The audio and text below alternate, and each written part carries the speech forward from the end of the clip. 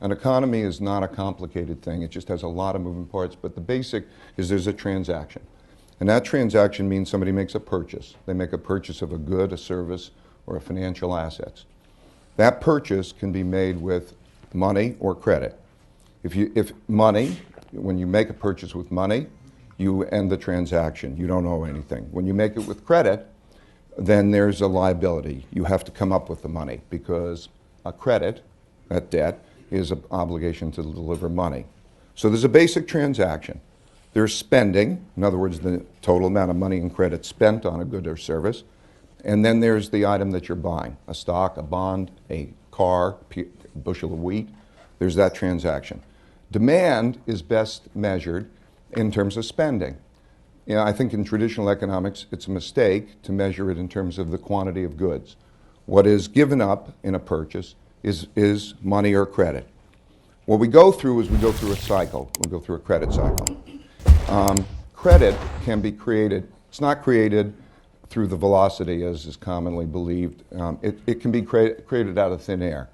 If I go into a store or I have somebody paint my house and I say I'm going to pay you later, I've created credit. That'll count in GDP. It'll be an item of production.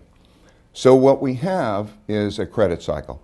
If there's not much debt, if you don't have much debt, then you have the ability to borrow money. Let's say you earn $100,000 a year and you don't have any debt. You can then borrow $10,000 a year. You therefore can spend $110,000. Your spending of $110,000 is somebody else's income of $110,000. So it has a positive effect, and you go through a cycle. And through that cycle, you spend $110,000, they earn $110,000, and the cycle becomes self-reinforcing. Through that cycle, debt rises faster than income. Debt rises faster than income. Debt can't rise faster than income forever. So as debt rises faster than income, you have a debt cycle. What causes it to stop? Well, traditionally, as you lower interest rates, it creates debt. Has three positive effects. If interest rates are too high, then you lower interest rates. Lowering interest rates has the effect of making it easier to service the debt. It has the effect of making items cheaper to buy on credit because the monthly payments are less. It has a present value effect on assets. So if you lower interest rates and you have something that has a cash flow, let's say a piece of real estate or something, they have a present value effect. It causes those assets to go up. That produces wealth, and that allows more borrowing. And so when you get to a situation where you can't lower interest rates anymore, let's say you hit zero, that part of the cycle ends. So then you go to a deleveraging. Now a deleveraging, deleveraging means that you can't raise debt relative to income anymore. When you can't raise debt relative to income anymore, the cycle begins to work in reverse.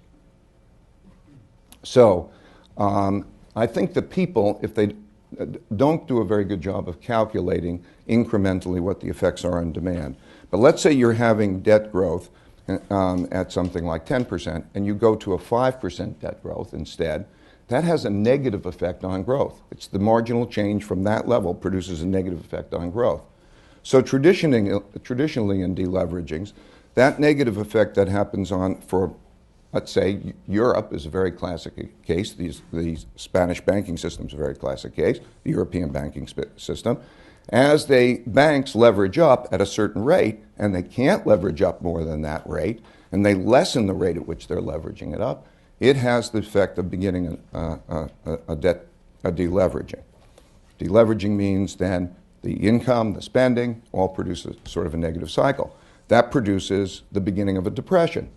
A depression is the phase of a deleveraging in which there's a combination of austerity and debt restructuring. Because if you have, it's a basic thing, if you have too much debt to service, you've got to do something about it. And when you have too much debt to service and you do something about it, there are a limited number of things that you can do. You can either transfer the debt, you can transfer resources from the rich to the poor, so you can have it transferred, from example, from Germany to Spain. That's one way of dealing with it. The other way is you have a combination of austerity and debt restructurings. A debt restructuring means that you lower the debt in one fashion or another. You lower the debt burden to something that you can afford to service because of the income that you produce. Restructurings can take one of three ways. You can either actually write down the debt. You write down the debt, let's say write it down in half, because you could service half. If you service half, but the problem is one man's debts are another man's assets. So when you write it down in half, you have a big negative wealth effect. So you have a negative wealth effect, you can't borrow money, it has that problem. So a restructuring becomes a problem. You could restructure it either in the form of writing it down, or in one way or another, you can lengthen the payments, or you can forcibly lower the interest rate. But some way or another, you've got to get the payments in line for what the cash flows are producing so that you can service that kind of a debt. That's a very painful process. So a depression is the phase of the deleveraging when there's a combination of austerity and writing down debts. So classic depression, 1930 to 1932, March of 1933, we print money. So the third way that you can deal with it is you can print money, essentially what we call print money. The printing of money means that essentially a central bank, debt is a commitment to deliver money. So if a central bank slips into the system a certain amount of money each year, it can make that easier. Think about the debt write-down, that something maybe is a debt, and you say, I'm going to write it down to a level that could be sustainable, and you write it down by 50%. That has a big negative wealth effect. Big deal. Bad. If it's 10-year debt, maybe that's equivalent to 5% a year for 10 years. If you slip in 5% a year instead, and to that person who then can pay that debt, they can service the debt, it's 5% a year, it's not that big a deal. And so in all deleveragings, in the end, they print money. It's part of the mix. Now, the best deleveragings are ones in which you have a balance of those things. Ultimately, you have to bring down the debt-to-income ratio. So, and the ways that ultimately you'll have a balance of those three things. Those three things, again, you're going to have a certain amount of transfer of wealth. You're going to have a certain amount, let's call them four things, a certain amount of austerity, a certain amount of debt write-downs, and a certain amount of printing of money. The debt write-downs and the austerity are deflationary. The printing of money is inflationary. If you can get the balance right of those things, then you have what I call a beautiful deleveraging. A deleveraging. Well, when you look at the deleveraging, the debt-to-income ratios. Thank you, I'm fine.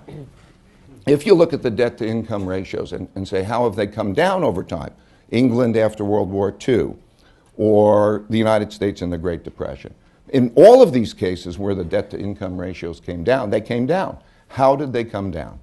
They came down with relatively good conditions by trying to get by that mix.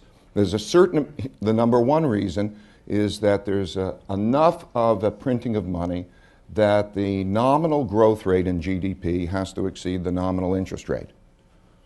Okay, because think about it, you have a certain amount of debt and there's a certain debt service cost. And if that interest rate on the debt is higher than the nominal GDP rate, then that means that it's going to compound unless you keep cutting, and that produces a negative consequence.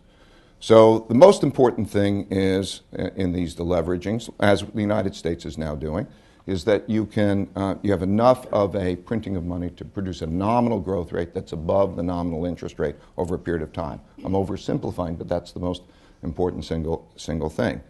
So now, when we then take 2007, and I'm just describing a little bit the template.